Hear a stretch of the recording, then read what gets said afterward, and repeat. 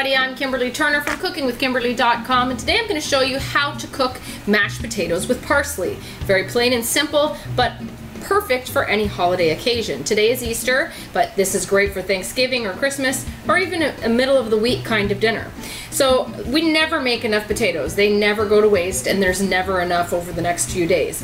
We even like to make potato cakes in the morning with them, so I'm going to make a whole bunch. Alright, I'm using russet potatoes today. That just happens to be what was a really good deal at our grocery store, but you can use any kind of potato that you see fit. I've scrubbed them really well, and what I'm going to do is just take off any kind of blemishes or anything that doesn't look awesome and appetizing. I do like to keep some of the skins on because that's a lot of nutrient value. Okay, so leave what looks nice. But don't get rid of these guys. You want to keep these in a resealable plastic bag in your freezer for the next time you make a soup, stew, or stock. It's a great additive for some great nutrients in any kind of broth. So you'll see me in a couple minutes. Alright. On my stove top I have a large pot, half filled with water because I'm not sure how much this will displace the water. And it's coming to a boil with salt. I'm cutting these guys into maybe about an inch dice so that they cook quickly. My turkey is nearly done, and this is my last side dish, so I just have to get moving. About an inch dice, but if you have longer time, go ahead, make them bigger. What you're gonna do is you're gonna bring that water up to a boil with your potatoes, and then you're gonna turn it down to a simmer. You don't want them boiling and all furious, okay, because that's going to waterlog your potatoes, and it's also going to break the outsides of them, so it's going to be all rough, right? But what you're going to do is you're going to bring that up, and then you're going to get it to the point where they are knife tender, okay? And that's it. And then I'll show you how to doctor them up. I can hear that water almost up to a boil, so I'm doing pretty good here. Alright, these guys are all cut up into nice little dice. Just try and keep them as uniform as possible. Alright, this water is almost up to a boil. Let's pour these potatoes in carefully.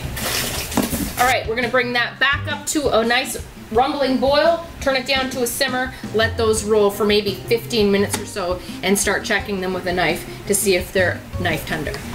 Alright, these potatoes are knife tender. They are good to go. I'm going to strain them and put them right back into the exact same pot, okay? Be careful. Right back into the same pot. Alright, so right away I'm going to add butter. This is a large pot, okay? A lot of people are going to be eating on this. I'm adding about maybe a half a cup of butter, okay? Salt, pepper. Potatoes take a good amount of salt.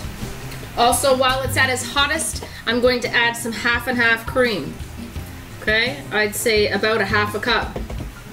You could add heavy cream or no cream at all. You could add bone broth if you wanted to add some more flavor to it, instead of adding all those extra calories with cream. But it's the holidays, okay? That's how we roll. Butter, as for the butter, you could use clarified butter like ghee, and that would work well too. Alright, now get to mashing. You're going to have to taste test it to make sure that it's at the right seasoning level. If it looks like it needs a little bit more cream, like it should be loosened up a little bit more, add a little more cream. But you can't ever take it away, so don't add too much. I'd rather you add little bits at a time. If you want to whip these up, that works wonderfully. You can use it, the whipping attachment in your standing mixer or with your hand mixer. It's a lovely way to serve them like light fluffy clouds. Alright, taste test. Mom says more butter, so more butter it is. Stir that through. Alright, and today we're going to put some parsley in here, so let me get some fresh parsley, quickly chop that up, and get it in the serving bowl. I'm going to reserve a beautiful leaf for the top, just to make it pretty. Finely mince a nice, generous handful of parsley. I love when I see green flecks in my potatoes, so just get that in there. Give that a quick stir. Get that beautiful parsley in there. Gorgeous. This would be awesome for St. Patrick's Day. It's nice and green. Alright, into the serving bowl it goes. Light, fluffy, beautiful, perfectly seasoned mashed potatoes. Great for any holiday table. And a little bit of healthy stuff in there. We got our potato skins in there. We have some nice fresh herbs in there as well. You could also use buttermilk. That works wonders in potatoes.